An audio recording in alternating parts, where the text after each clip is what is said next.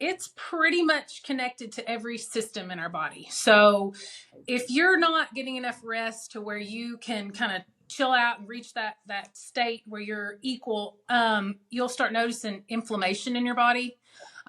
Pain shows up at a higher frequency in your body if you don't rest.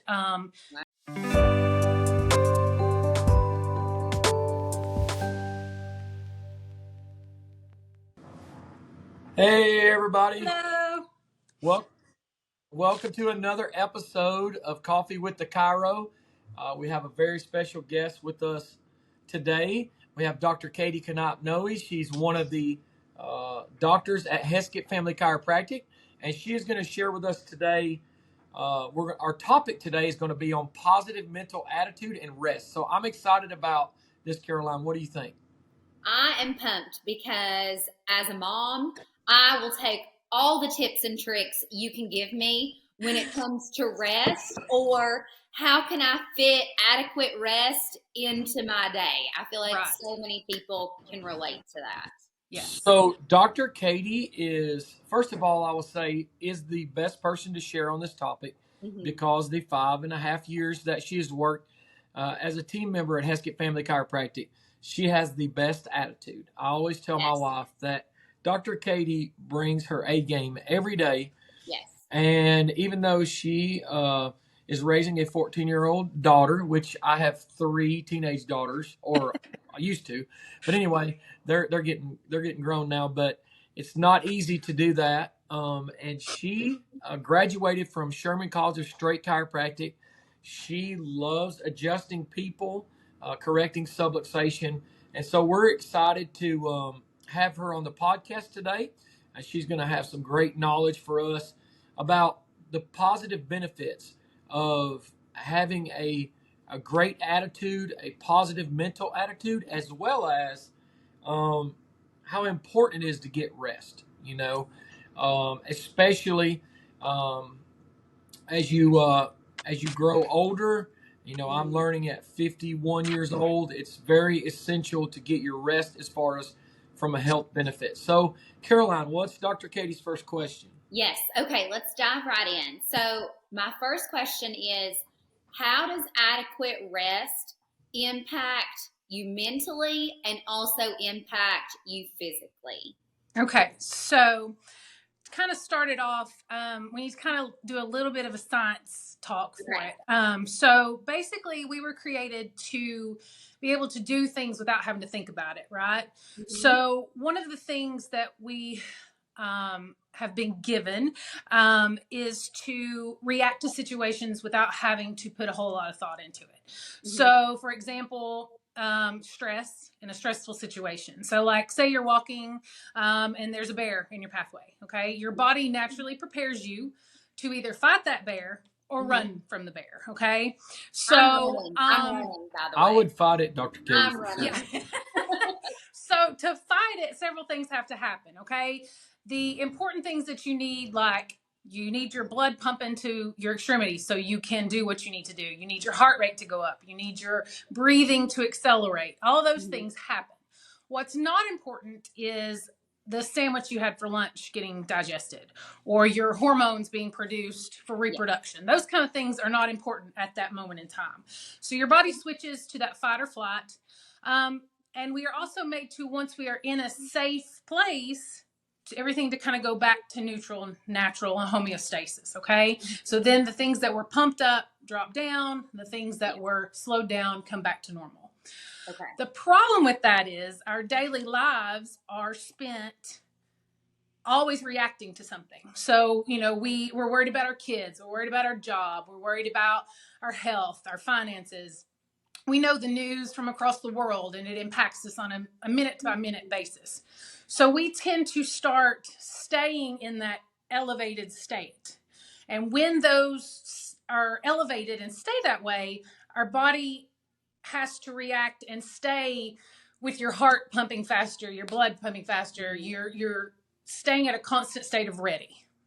So what can we do naturally to try to bring those back down to that neutral homeostasis level? And one of those is, and they don't sound like they would go the same direction, but they do end up in the same direction. So positive attitude and rest. So if we want to talk about rest first, Okay. that allows our body to relax. It allows everything to kind of get rid of the yucky stuff and promote the good stuff. It just lets us take a break, so we're not at that constant level of I'm ready to fight this bear. That makes sense. Dr. Katie, right there. So what have you found personally? If you're talking to our listeners out there, what is something that you have found personally? Because, I'll say for our listeners that don't know Dr. Katie and myself, we are wired totally differently. So Dr. Katie says she'll wake up at 2 a.m. thinking about a patient she saw at 3 p.m., which I've Yes. never woke up at 2 a.m. for anything. Unless now I'm getting older is to use the bathroom, which we won't go into detail on this podcast. But what are some things that you do as a mom and as a high volume? You see a lot of patients every single Right. week.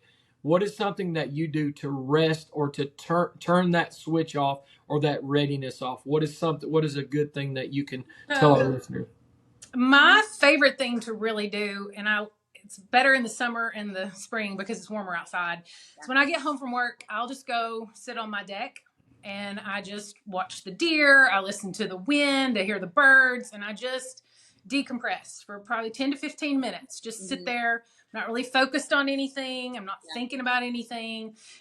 I've probably got dinner already ready and cooking, and I'm just able to just focus. And that has been a major help for me because it just gets that wear and tear of the day out of my head. And I do wake up at night thinking about it, but for that little time period, I'm pretty, relaxed. There are different types of rest that you can do. There's 7 types, they say. The first one is physical, and that's just what we always think about. That's sleep, napping, taking a 15, 20-minute nap, just kind of restore, get your energy back up. But there's also things in that physical like yoga or just a slow walk.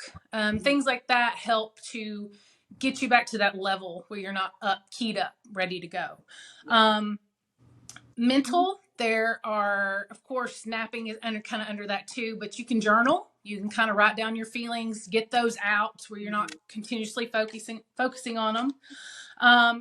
Emotional, you just want to be authentic to how you're feeling. So if you're upset about something, talk to somebody about it. And that tends to help, get it off of you where you cannot have that continuous cycle of thinking about it. Sensory.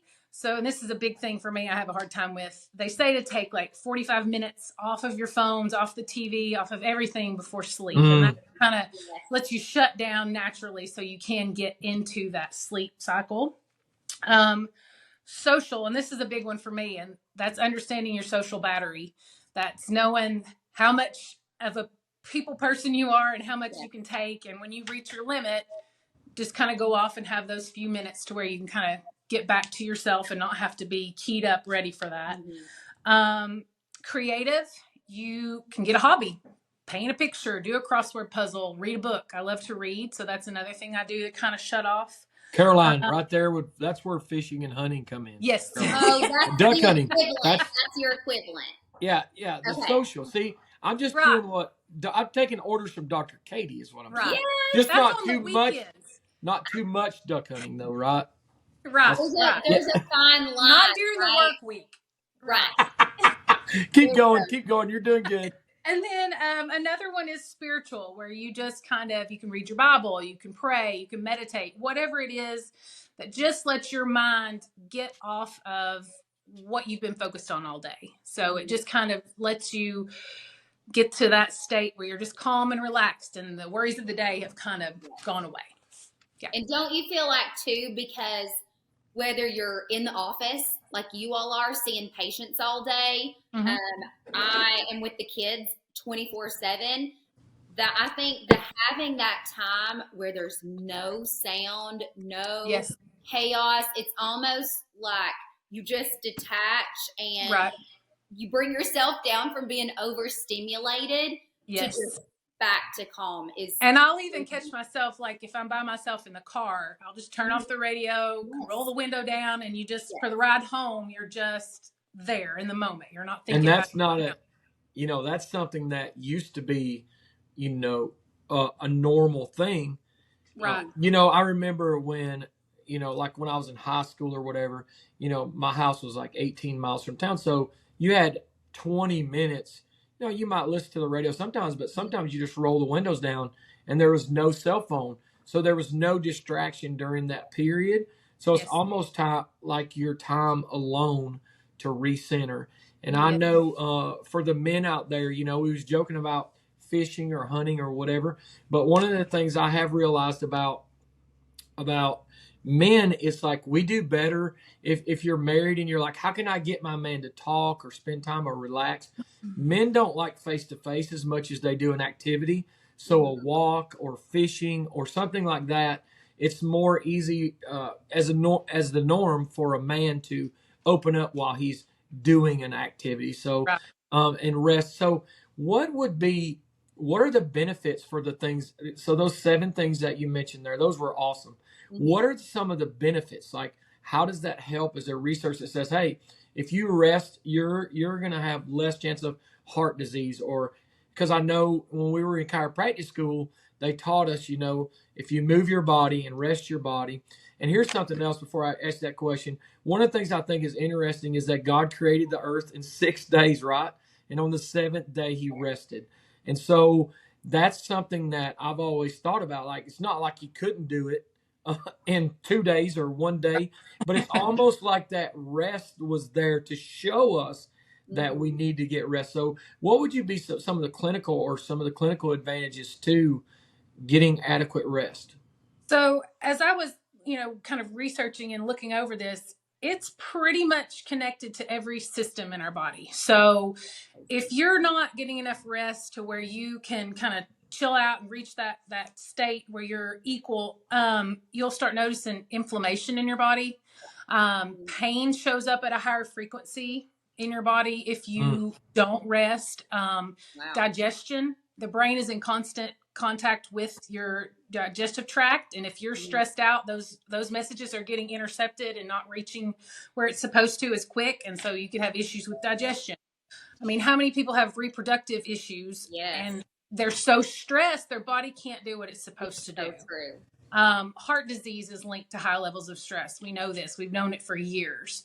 But everything that I was looking at, and it was crazy just how things so small that we don't pay attention because we're so used to go, go, go all the time.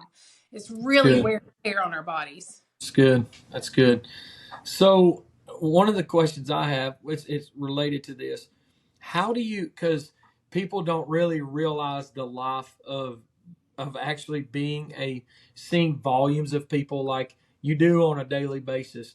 Right. But one of the things I've seen you do, whether you would say you're just putting the mask on or whatever you would call it, or some people say, which I don't like, fake it till you make it. But how do you keep a positive attitude in the midst of, because we won't go into them on the podcast, but I know you've been through trials in your life, but you always have a great attitude and just a great persona about yourself. And that's why we wanted you on the podcast. If the people are listening out there, like, how do you flip the switch to go from, all right, I'm at work today and I have to serve these people and give them my best, in which you do an excellent job of, love on these people. How do you do that? Like, how do you make that happen? So it's funny you said fake it so you make it. The one thing it did say is smiling.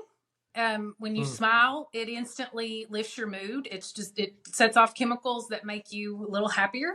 So they were talking about how even if you don't feel like it, smile, and that automatically just sets you up in a different level, Another thing that I tend to do, and I discovered this probably 10 years ago, is I make a list of my blessings. So if I feel overwhelmed and I feel like, oh my gosh, I can't do this, this is all going wrong, I just go list down the list. So good. Once I get to the end of that list, I realize, hey, this might not be great what's going on, but I've got all this other stuff. What does it matter? Like, it's going to solve itself. It's going to be fine. So So it's, good. So good. yes, you just kind of list it all, and then you just realize how truly blessed you are, and that it's just not that big of a deal in the long run. That's so good. Caroline? I think a good question too that people don't think about, because like you said, we're so used to being go, go, go. What are some of the maybe the physical symptoms or mental symptoms that people don't even realize is being caused because of the lack of sleep or lack of rest? Well, I think one of the things that I notice a lot, like at work, is once we get people under care and they're starting to see changes, they're like, I didn't even know that was an issue. Like, they have lived with it so long, it just becomes normal to be miserable and not feel good, and you don't want to enjoy things like you used to. We just let it bog us down. And I think once you start chipping away at that a little bit, then people realize, wow, this is how it's supposed to be. That was not how it was supposed to be, but we've let ourselves get into that routine where that's just how it is, and there's nothing you can do about it, you know? And another thing that they were talking about to get to that point. So let's say you do have a negative attitude. I mean, life's hard. I mean, that's just it. Nobody has the perfect life. We all think we're supposed to, but it's hard. People are struggling, you know, doing the best they can. And, you know, how do you kind of switch that mindset? And another thing was to identify the areas that you need to change. So think about how you're thinking about the situation. And if it's always negative, always think, wait a second, I need to switch this, because this isn't doing anything for me to be, it's staying the same. And the other would be to kind of just check throughout the day. Like, how are you feeling? Like, where's your brain? Are you focused on, well, I said this stupid thing to somebody, da, da, da, da. Stop. It doesn't matter. Move forward, get away from that. And then my favorite, and we do this at work, is humor. You've got to laugh. I mean, you just have to. That's just it. Once you laugh, everything's set right, and you know, you're good to go. And you've just got to be aware. Surround yourself with people who are positive too. That helps. That's good. If you're around negative people all the time, oh my God, you don't talk about anything positive, you know? Just feed off of each other. Right. And it's just little tweaks that you can make that you really don't even think about it. And so, like, instead of saying, oh gosh, I got to go to work today, think, okay, I'm going to work today. What good thing could we get done today? Or what, you know, I get to see so-and-so today, or I get to, you know, just kind of tweak your thinking just a little bit, and it changes it all. You know, Dr. Katie, one of the things that made a light bulb go off for me there is that's gigantic. That was very good information. And, you know, we have a choice to decide what we think about and what we meditate. And the Bible says whatever is good or praiseworthy or right, think on such things. And that's just basically what you said in a nutshell. That's so gigantic. Yeah. And we are being bombarded with negativity. Like, the number one thing I would recommend if you want a positive attitude is you have to fast, totally detach yourself from the news. If you turn on the 6 o'clock news, I'm just telling you. Yes. I'm just telling you. I know you want to know what's going on, but if you turn on the 6 o'clock news, the top 5 stories are murder, death, rape, and whatever. It's just not positive. And people they think when you let that in, you think, oh, I can get away with this by hearing this. I can get away with this by letting this in, and it's not going to affect me. But people that watch the news, and I'm going to go both sides, Fox News, CNN News, whatever it is, it's almost like tit for tat. It's like one is saying this exact opposite of the other, but none of it is like, let's look in today and see who got, who won something or was blessed today, who had a great day today. It's not the leading stories. Yes, and when we pick up this thing, that's why it's been probably almost a year since I've been on Facebook, and I was going to get back on it, but the reason I'm not on it is because my mind is not occupied with people that are not even I don't mean this in a bad way, but they're not attached to my day-to-day living. Right. And yet I'm carrying this, whether it's good or bad, around with me, and it affects my mood.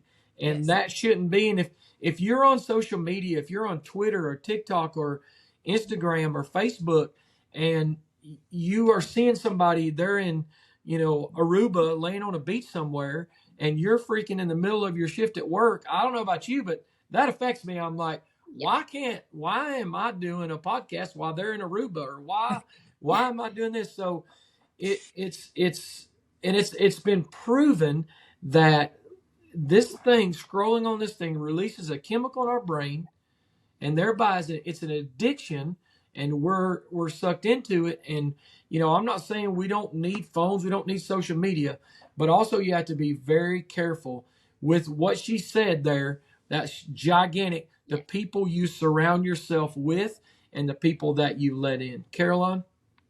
No, I think you just totally wrapped it up and put a giant red bow on it. I mean, honestly, I know, Dr. Katie, I'm sure you have tough days and bad days and rough ones just like everybody else, but I honestly don't think I've ever been into the office one time where Dr. Katie's let anything from the outside affect how you are inside of that office. Mm-hmm. And that is huge. I mean, I strive to be like that, because that is such a gift that you're able to do that. Yeah, and I have another question before we go. Yes. What would you say, Dr. Katie, is your favorite part? I know that chiropractic is something that is deeply instilled with you, and that you have just a supernatural faith when it comes to the adjustment. But what would you say your favorite part about being a chiropractor is? Like, what do you think, like, gets you up in the morning and really motivates you personally to do what God's called you to do every day?